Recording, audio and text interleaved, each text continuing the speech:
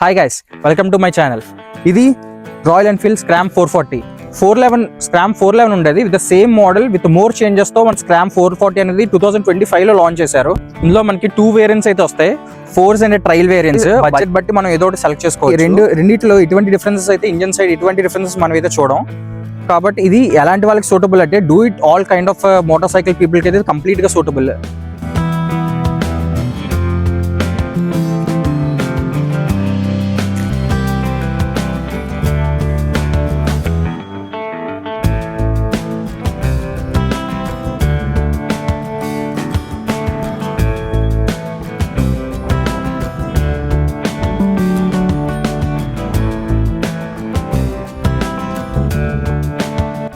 Coming to the in detail specification, మనకి Scram 440కి 795 mm seat height అయితే మనకు వస్తుంది. ఇది 5'5" హైట్ ఉన్న ప్రతి ఒక్కరు కూడా ఈజీగా మేనేజ్ చేయొచ్చు. 5'5" ఫీట్ హైట్ నుంచి ప్రతి ఒక్కరు కూడా ఈజీగా మేనేజ్ చేయగలరు. ఇది మనకి 196 kgs అయితే ఉంటుంది.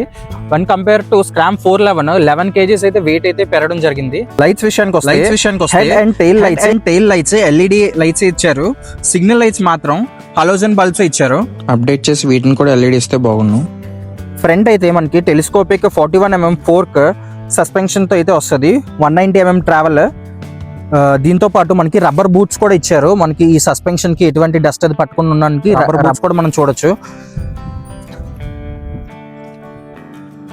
రేర్ వచ్చేసి adjustable mono shock with leakage 180 mm travel తో మనకి మోనో సస్పెన్షన్ అయితే వస్తుంది.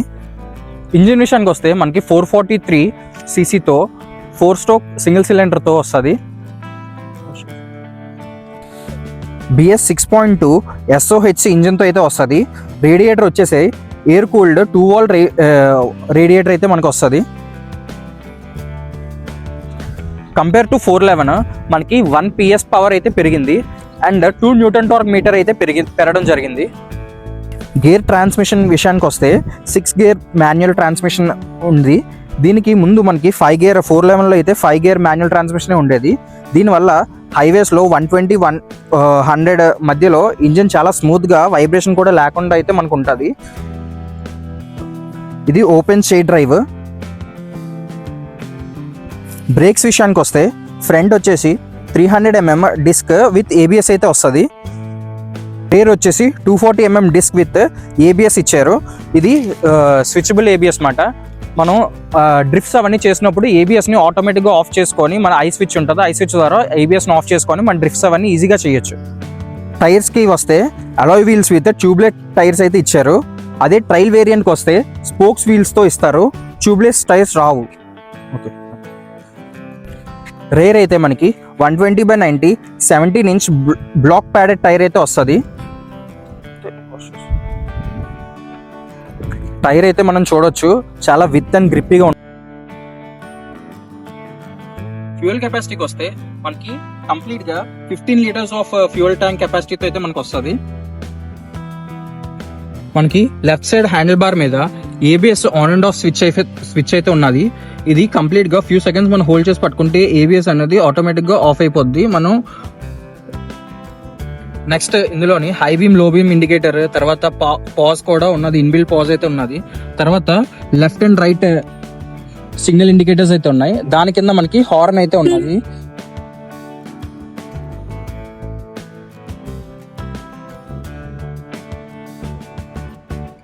అలాగే మనం రైట్ సైడ్ వచ్చేసరికి ఐ బటన్ అయితే ఉన్నది.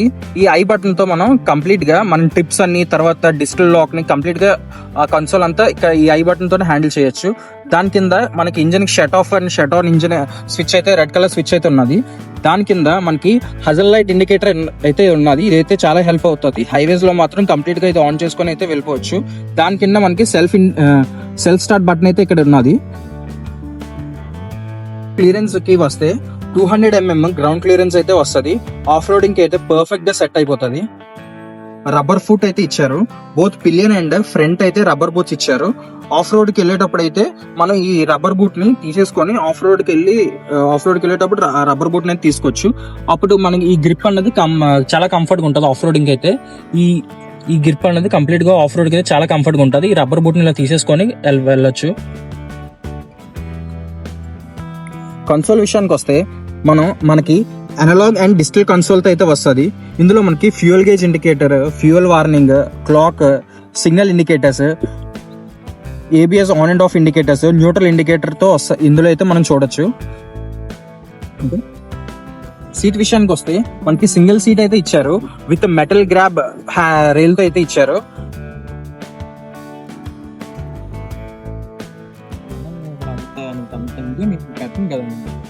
హ్యాండిల్ బార్ కి నేనైతే నకల్ గార్డ్స్ అయితే సపరేట్ గా స్పేర్ గా వేయించాను. ఇవైతే మనకి బండితో అయితే ప్రొవైడ్ చేయరు. ఇది మన ఎన్ఫీల్డ్ లోగోతో ఉన్న ఎన్ఫీల్డ్ బ్రాండ్ ఒక నకల్ గార్డ్స్. ఇదైతే అరౌండ్ 3200 వరకు మనకి పడింది. షోరూమ్ లోంచే తీసుకున్నాను. ఇదైతే మనకి బండితో అయితే ప్రొవైడ్ చేయరు. ఓకే,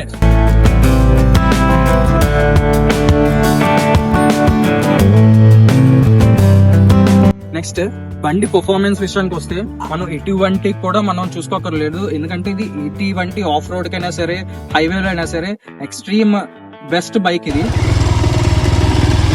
ఇప్పుడు మనం చూద్దాం కొంచెంసేపు రైడ్ చేసి అలాగా చూద్దాం బండి పర్ఫార్మెన్స్ అయితే ఎలాగున్నది కూడా మీకు చూపిస్తాను. ఎందుకంటే నేను ఈ బండి అయితే దగ్గర ఒక 1-2 months నుంచే రెగ్యులర్గా వాడుతున్నాను. సో బండి అయితే చాలా బాగుంది. నేనైతే ఈ బండి ట్రాఫిక్లో గట్టా డ్రైవ్ చేసినప్పుడు అయితే నాకైతే ఒక హార్స్ రైడ్ ఫీలింగ్ అయితే నాకు చాలా అనిపించింది. ఇంజిన్ అయితే చాలా స్మూత్గా క్రూజ్ అవుతుంది. ఆ టోటల్ అలాగిస్తుంటే బండి అయితే ఎంత స్మూత్గా లిఫ్ట్ అవుతుందో, ఒక గేర్ నుంచి ఒక గేర్ షిఫ్ట్ అవడం కూడా చాలా స్మూత్గా ఉన్నది. ఆ గేర్ ట్రాన్స్మిషన్ కూడా చాలా చాలా నీట్గా ఉన్నది. సో మనకి ఎందుకంటే 6 gear బాక్స్ అవడం వల్ల సో లాంగ్ గేర్ ట్రాన్స్మిషన్ అయితే ఉంటుంది. సో అదైతే మనకి అసలు అదైతే ఎక్కడ ఇబ్బందిగా కనిపించదు. ట్రాన్స్మిషన్ కూడా చూడండి, ఇక్కడ గేర్ డౌన్ కానీ గేర్ అప్ కానీ ఆ ట్రాన్స్మిషన్ అయితే చాలా స్మూత్గా ఉన్నది బండి మాత్రం. అండ్ బ్రేకింగ్ కానీ, ఆ హ్యాండిల్ విత్ కంట్రోలింగ్ కానీ, సో అదంతా కూడా చాలా చాలా బాగున్నది. మనం ఒక 80 అంటే ఆఫ్టర్ 80 మనం ఎంత స్పీడ్ వెళ్తున్నా కూడా మనకు ఆ ఫీల్ అయితే ఉండదు. ఎందుకంటే ఆబ్వియస్గా ఆ ఇంజిన్ అలాంటిది. సో ఆ స్పీడ్లో వెళ్తున్నట్టయితే మనకు అనిపించదు. అదొక రకంగా ప్లస్ అవ్వచ్చు, మైనస్ కూడా అవ్వచ్చు. సో ఇప్పుడు మనం ఇక్కడ నుంచి అయితే ఇలాగ ఆఫ్ రోడ్ కూడా స్టార్ట్ అవుతాం. ఆఫ్ రోడ్ కూడా చెక్ చేద్దాం ఎలాగుంటుందో. అసలు ఈ సస్పెన్షన్ అయితే ఎంత స్మూత్గా ఉన్నదో. పిలియన్ రైడర్ కూడా చాలా కంఫర్ట్ ఉంటుంది. ఎందుకంటే నా బ్యాక్ సైడ్ కూడా ఒక కూర్చొని ఉన్నాడు మా బావ. సో వాడికి కూడా చాలా కంఫర్ట్ అయ్యి ఉంటుంది. సో ఎటువంటి కంప్లైంట్స్ అయితే లేవు. కానీ ఈ ఆఫ్ రోడ్ మీద అయితే నిజంగా డర్ట్ మీద, గ్రావెల్ మీద నిజంగా ఎంత కంఫర్ట్ ఉన్నదో మీరు విజువల్గా ఎలా కనిపిస్తుందో నాకైతే తెలియదు. కానీ ఇలా బైక్ మీద కూర్చొని ఇలా ఆఫ్ రోడ్ రైడ్ చేస్తుంటే మాత్రం నిజంగా ఒక అల్టిమేట్ ఫీల్ ఉన్నది. ఎందుకంటే ఆఫ్ రోడ్ కూడా ఎంత పర్ఫెక్ట్గా సెట్ అయిందో ఈ బైక్ అయితే మాత్రం. ఎందుకంటే మనం 440s 450స్కి హిమాలయ 450s వాటికి ఆ ఇంజన్ ఈ ఇంజన్ కంపేర్ అయితే చేయలేం. కానీ ఇది మాత్రం ది పర్ఫెక్ట్ ఆఫ్ రోడ్కి అయినా సరే, స్ట్రైట్ రోడ్స్కి అయినా సరే, హైవేస్కి అయినా సరే ది పర్ఫెక్ట్ నేమ్ ఇది స్క్రామ్ 440 అని మాత్రం. ఈ ఆఫ్ రోడ్లో బంప్స్ అండ్ అన్ఈవెన్ టెరైన్ అయితే సస్పెన్షన్ అయితే చాలా స్మూత్గా హ్యాండిల్ చేసింది. ఎందుకంటే మనకి అటువంటి ఏదో ఆఫ్ రోడ్లో గతుకుల్లో పడుతున్న ఫీల్ అయితే ఎక్కడ ఉండదు. చాలా చాలా పర్ఫెక్ట్ రైడ్ ఇది ఆఫ్ రోడ్కి మాత్రం. ఎంత ఈజీగా వెళ్ళిపోతుంది అసలు ఆఫ్ రోడ్లో. అసలు ఎంత పెద్ద అయితే అసలు టోటల్ కూడా పెద్దగా ఇవ్వట్లేదు. జస్ట్ కాన్స్టెంట్ టోటల్లోనే అలాగ స్మూత్గా రైడ్ వెళ్తుంది. సో ద బెస్ట్ ఆఫ్ రోడింగ్కి బడ్జెట్లో అయితే ద బెస్ట్ బైక్ ఇది. ఎందుకంటే ఇలాంటి రోడ్స్లో అసలు అంటే డ్రిఫ్ట్ చేస్తే ఇంకా చాలా బాగుంటుంది. ఎందుకంటే దీనికి ఆటో ఏబిఎస్ అడ్జస్ట్మెంట్ కూడా ఉన్నది. సో అది కూడా ట్రై చేసి చూద్దాం. కానీ ఎందుకంటే బ్యాక్ వీల్ అసలు ఆ డ్రిఫ్ట్ అవుతుంటే ఈ మడ్ మీద అండ్ మోర్ ఓవర్ ఆ టోటల్ మీరు ఆ వాయిస్ వినొచ్చు. సైలెన్సర్ వాయిస్ అది ఎంత ఆ టోటల్ ఇచ్చినప్పుడు మాత్రం చాలా బాగుంది. ఈ బైక్ మీద హైవేలో ఎంత స్ట్రెచ్ వెళ్ళినా, ఎంత లాంగ్ స్ట్రెచ్ వెళ్ళినా ఆ కంఫర్ట్ అయితే వేరే లెవెల్. ఆఫ్ రోడ్లో వెళ్ళినా సరే మీ ఇష్టం, అండ్ హైవేలో వెళ్ళినా సరే మీకు మాత్రం ఎలాగైనా ఎలాంటి రోడ్స్కైనా పర్ఫెక్ట్ సెట్ ఈ బైక్ మాత్రం. ఎందుకంటే నేను దగ్గర ఒక 2 months నుంచి ఈ బండి ఎక్స్పీరియన్స్ చేస్తున్నాను. మామూలుగా అయితే ఉండదు. సో కంప్లీట్గా థ్రిల్ అయితే మనం ఎక్స్పీరియన్స్ చేస్తాం ఈ బైక్ మీద, ఈ బైక్ డ్రైవింగ్లో. ఇది ఏంటంటే ఇది ఆఫ్ రోడ్లో కూడా చూసాము, మనం లాంగ్ రైడ్లో కూడా చూసాం.